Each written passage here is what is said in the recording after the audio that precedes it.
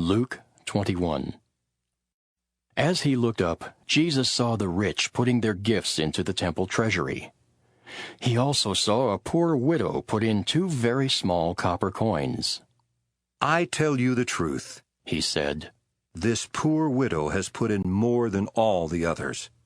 All these people gave their gifts out of their wealth, but she, out of her poverty, put in all she had to live on." Some of his disciples were remarking about how the temple was adorned with beautiful stones and with gifts dedicated to God. But Jesus said, "As for what you see here, the time will come when not one stone will be left on another. Every one of them will be thrown down." "Teacher," they asked, "when will these things happen? And what will be the sign that they are about to take place?" He replied, "Watch out that you are not deceived. For many will come in my name, claiming, 'I am he, and the time is near.' Do not follow them. When you hear of wars and revolutions, do not be frightened. These things must happen first, but the end will not come right away."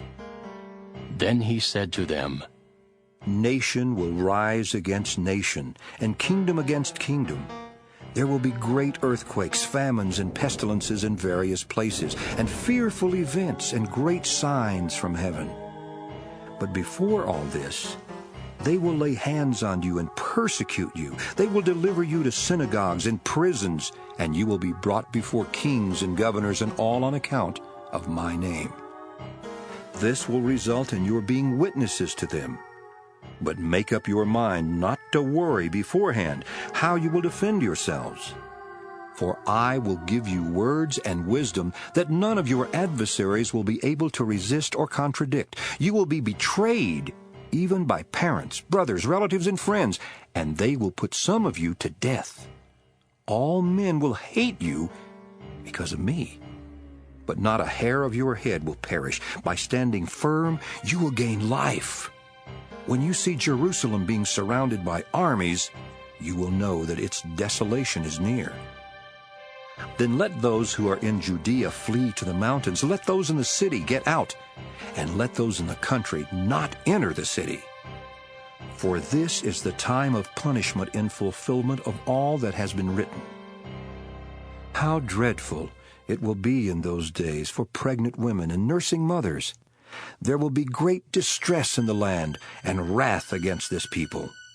They will fall by the sword and will be taken as prisoners to all the nations. Jerusalem will be trampled on by the Gentiles until the times of the Gentiles are fulfilled.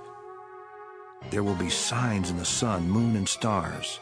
On the earth, nations will be in anguish and perplexity at the roaring and tossing of the sea. Men will faint from terror, apprehensive of what is coming on the world, for the heavenly bodies will be shaken. At that time they will see the Son of Man coming in a cloud with power and great glory. When these things begin to take place, stand up and lift up your heads, because your redemption is drawing near." He told them this parable.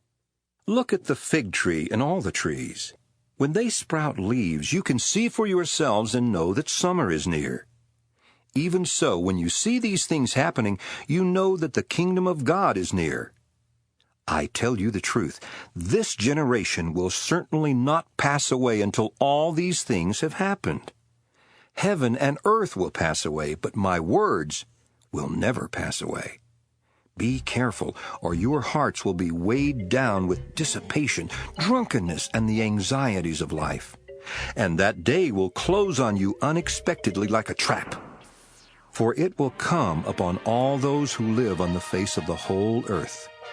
Be always on the watch, and pray that you may be able to escape all that is about to happen, and that you may be able to stand before the Son of Man. Each day Jesus was teaching at the temple, and each evening he went out to spend the night on the hill called the Mount of Olives. And all the people came early in the morning to hear him at the temple.